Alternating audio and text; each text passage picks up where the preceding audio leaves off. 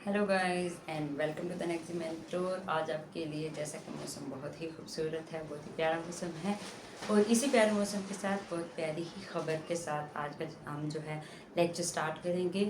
The good news is कि ये हमारे सारे इंग्लिश के जो मुश्किल टॉपिक्स थे इससे पहले पार्ट्स ऑफ स्पीच में ऑलमोस्ट सभी कवर हो चुके हैं। अब हमने बिल्कुल जो छोटे छोटे बच्चों जैसे 2 टॉपिक रह गए वो करने हैं। नॉर्मली हम स्कूल लाइफ में या किसी भी यूनिवर्सिटी लेवल पे जब भी हम पार्ट्स ऑफ स्पीच को रिवाइज करते हैं तो हम इसको इतना ज़्यादा डिफिकल्ट नहीं समझते और बहुत आसानी से कर जाते हैं जी। तो ये टॉपिक है कंजंक्शंस। जी, कंजंक्शंस को हम इजीली कह सकते हैं जैसे एक जंक्शन होता है, एक पॉइंट होता है जहाँ पर कुछ कनेक्ट होता है, ज्वाइन होता है। तो हम यहाँ से जो जंक्शन है इस वर्ड से भी अंडरस्टैंड कर सकते हैं। जंक्शन मीन जॉइंट और कंजंक्शंस जो होंगी वो आपके जॉइनिंग वर्ड्स होंगे। तो जॉइंट के तौर पे, जोड़ के तौर पे काम करेंगे ये वर्ड्स। क्या क्या जोड़ेंगे? हिंदी या उर्दू में हम कह रहे हैं कि ये जोड़ने वाले अल्फाज हैं। तो जाहिर सी बात है, अब नॉर्मली कोई सेंटेंस बोलें उसमें क्या जोड़ेंगे? या तो कुछ वर्ड्स को जोड़ेंगे, कनेक्ट करेंगे, या कुछ सेंटेंसेस को जोड़ेंगे।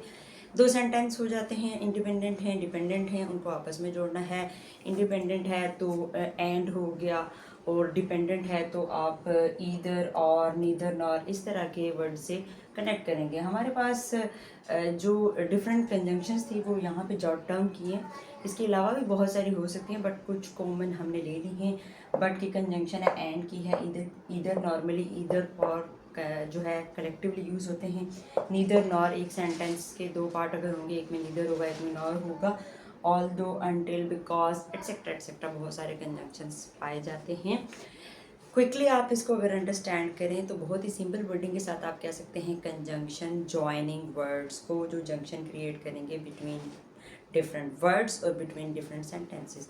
वर्ड्स के साथ कैसे हो सकता है? हम कहते हैं I have a pen, a marker, a rubber and pencil could B.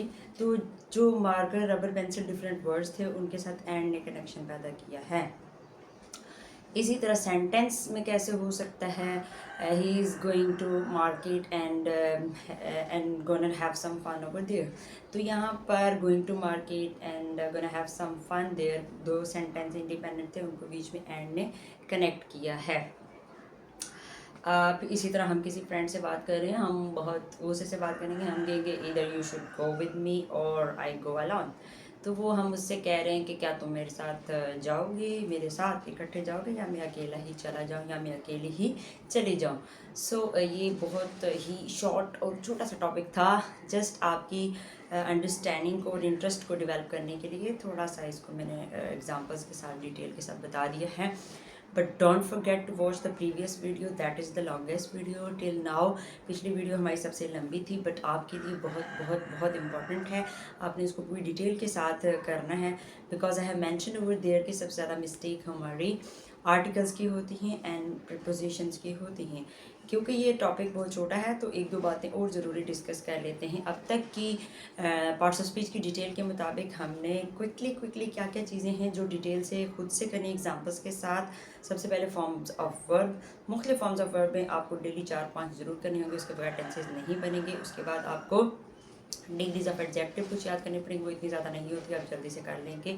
उसके बाद आपको प्रपोजिशंस क्रैम करनी पड़ेंगी, रट्टा लगानी पड़ेगी बहुत सारी प्रपोजिशन को, और कुछ को अंडरस्टैंड करना पड़ेगा। पिक्टोरियल फॉर्म में आपको गूगल पे बहुत सारी मिल जाती है, पिक्चर्स बनी हुई हैं, उनको अंडरस्टैंड कर लें।